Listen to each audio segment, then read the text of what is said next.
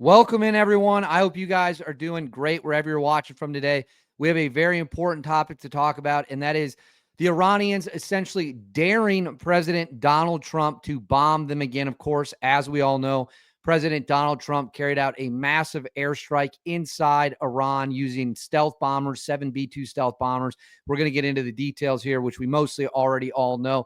And it seemed like that was a very strong message sent to the Iranians. Well, the Iranians apparently didn't think it was strong enough because they're back to running their mouth, making threats, and we're going to see how President Donald Trump responds by them essentially daring the administration to attack again. But before we get into all of that and much more, please make sure to like and subscribe. Cost you guys absolutely nothing, totally free, huge boost to the channel. It's a huge, huge help.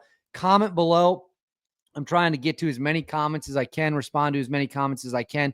Hit that bell, all notifications turned on so you won't miss a single thing. And then right here on the bottom of the screen, you can see it coming. Instagram, David_Hookstead, and then X, D Hookstead. Make sure to follow me at both of those sites. You won't regret it. I share a lot of fun stuff over there. So go ahead and do that as well. Now let's get into it. As we all know, on June 22nd, President Donald Trump ordered the United States military to carry out a massive bombing mission against 3 nuke sites inside Iran, those being Fordo, Natanz, and Isfahan. Fordo was hit with 12 GBU-57 30,000-pound bunker busters carried by a total of 6 B-2 stealth bombers. Natanz was hit by 2 GBU-57 bunker busters carried by a single B-2, and then a submarine roughly 400 miles away hit Isfahan with 30 cruise missiles. The Iranians have admitted that the damage was extensive, that the damage was incredible. And we believe now, according to U.S. intelligence assessments, Fordo, the facility deep under the mountain, the one they were most worried about, has likely been put out of commission. Now, you would think the Iranians would step back and say, you know what? Enough is enough. We don't want to do this anymore. We don't want to get rocked. We don't want to take another right hook to the face like we just took. We're going to push back from the table and call it a day. Turns out that's not really what the Iranians are doing. I'm going to throw this on the screen for you here. This is Iranian Foreign Minister Arghachi. I think I'm pronouncing that correctly, but honestly, I don't even care if I'm not. And he's going to be talking here. It's not going to be in English, but what he's saying is they are going to continue.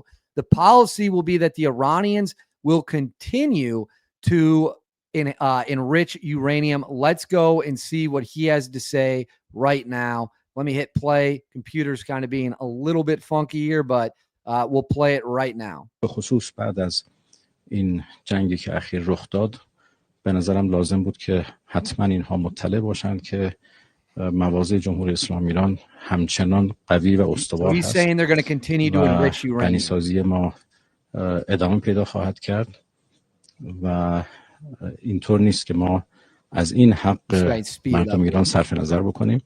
البته جمهوری اسلامی ایران همواره آمادگی داشته که برنامه هسته‌ای صلح‌آمیز خودش رو در یک چارچوب مقبول و منطقی جلو ببره. ما هیچ وقت I think that's probably enough. So there he is saying that Iran will continue to enrich uranium. They're not slowing down. They will attempt to rebuild. They will attempt to get highly enriched uranium, weapons-grade uranium, that they then could use to build a nuke. Now, can they do this today? Probably not. Could they do this in a few months? Probably not. With enough time, could they do it? Absolutely. Why is that important? Why does that matter? Well, President Trump's already been crystal clear about what will happen if Iran attempts to do this again, attempts to enrich uranium, rebuild their nuke program. What will President Donald Trump do? We don't even have to actually wonder because he has said it before publicly. This was from a June 27th briefing at the White House. Let's see what President Donald Trump had to say. A question and he'd leave without answering it. Go ahead. On Iran. You tell me when it gets boring. Okay? If Iran. Are you from Iran? No, I'm not from Iran. I'm from the UK. But if the intelligence reports conclude that Iran can enrich uranium to a level that concerns you, would you consider bombing the country again? Without question, absolutely. Have you had any conversations? Turned out to be unbelievable. So let's go ahead and rewatch without that. Answering it. Go ahead. On Iran. You tell me when it gets boring. Okay? if Iran, Are you from Iran? no, I'm not from Iran. I'm from the UK. But if the intelligence reports conclude that Iran can enrich uranium to a level that concerns you, would you consider bombing the country Sure. again? Without question, absolutely. Have you had any Turned out to conversations? be unbelievable. But, our incredible flyers and I call them the shots. These guys are unbelievable. Think from 52,000 feet, they hit the equivalent of a refrigerator door. They actually hit it right in the center, so it's much smaller than that. So there you go. That was President Donald Trump making it crystal clear that if the Iranians pursue enriching uranium again, he will, without hesitation and leave no doubt, bomb them again. So he's made it clear that if they take this path, if they choose to go down this path, that he's going to bomb them again. And the Iranians are making it clear that they now intend to go down this path. They are taunting Trump. They are daring Trump to light them up.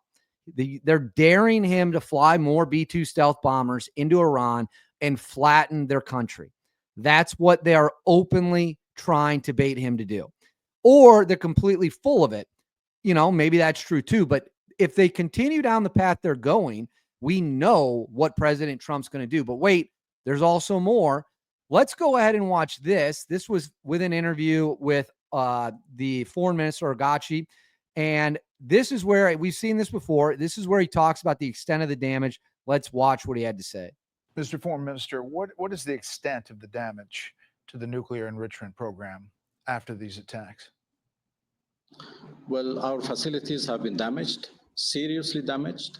The extent of which is now under evaluation by our Atomic Energy Organization.